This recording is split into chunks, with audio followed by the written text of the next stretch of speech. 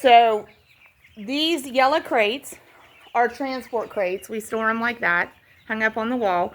When these birds are full grown at 6 weeks, we can fit about 8 of them in each of those crates. This is the top of the crate, okay? And it lays flat while the birds are in it. So we can fit about 8 of those birds. So that also tells you how much they're going to grow.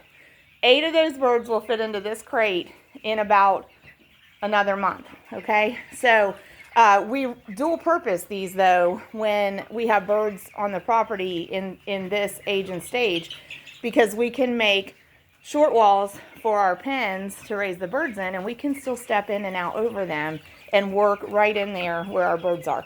But I told you that flock we just looked at over here, they weren't scheduled. This flock was scheduled, okay? So there's about 225 Cornish cross meat chickens over here. And in this pen, we have some more egg production pullets, okay? One we can see right there, I believe, is a chocolate Orpington.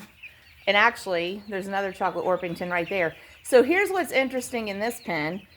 So you saw the lavender Orpington. The egg birds in this pen are the same age as the lavender Orpington. So they're about, the dark feathered bird here is about 3 weeks old. All these other birds that she's with are a week younger. They're 2 weeks old. They were hatched March 12th, 2025. So in this pen, here's another good example.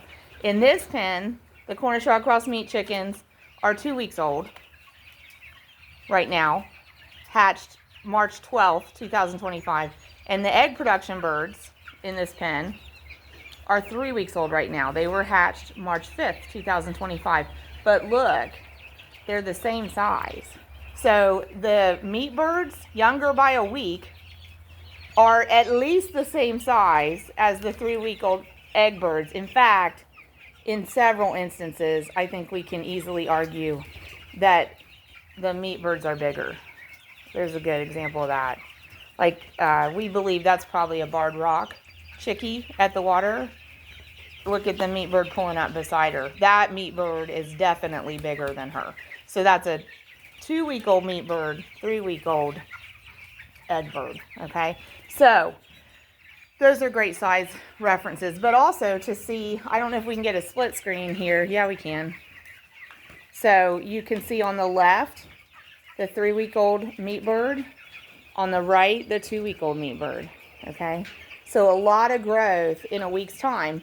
And then we're going to see a lot of growth in the next month. So these birds, the Cornish cross meat chickens here, are all scheduled for butchering and processing, already scheduled on April 23rd.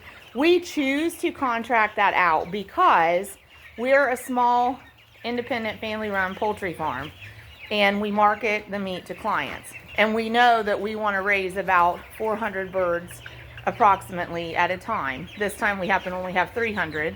We would have only had those 225 on that end if we hadn't had an opportunity to take on an extra 75. So that bumped us up to 300 right now. But we know we want to raise like 400 at a time.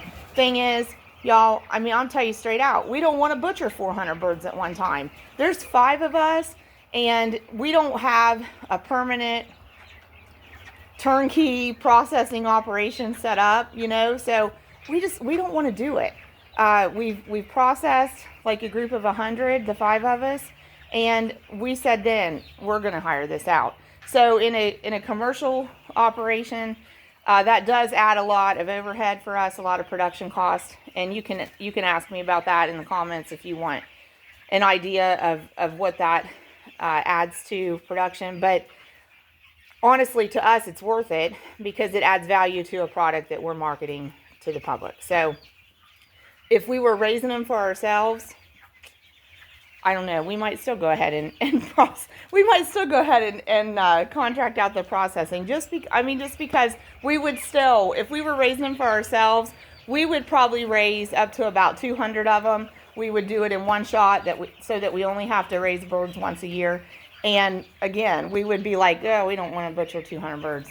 So we would probably still absorb the cost of taking it to a processor. Because one thing also there you have going for you, you can get a lot of different cuts at a processor and pieces and options that you might not want to do at home.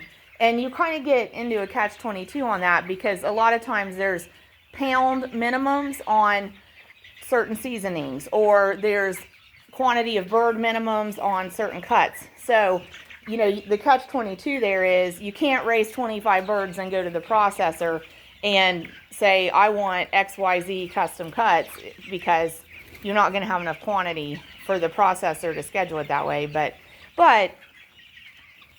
if you're willing to raise a little more quantity, and so in that case, what could you do? You could get together with a bunch of friends, right? And you all could work out, you know, some arrangements and raise the birds and co-op that, and then take them to the processor, and you'd have more options, okay?